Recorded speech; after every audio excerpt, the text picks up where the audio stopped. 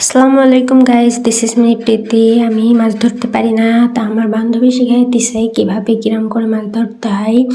আমি এখন এতগুলো মাছ ধরছি, আমি তো খুবই খুশি।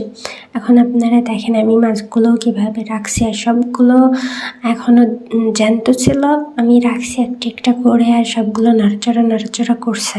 আমি যে এতগুলো মাছ ধরতে পারবো আমি কখনো ভাবতেই পারি না। আমি যে কত খুশি গাইস। তারপরে এই যে মাছগুলো আমি সবগুলো কাটা ধোয়া করে নিয়েছি, অনেক ফ্রেশ করে কাটা ধোয়া করছি।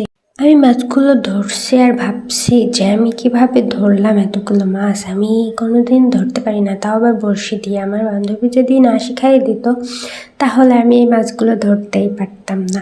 ও আর একটা কথা, আমার এই পেজটা নতুন, সবাই ফলো দিয়ে পাশে থাকবেন প্লিজ।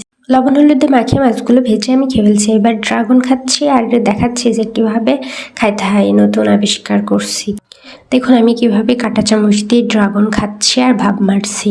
Thanks for watching.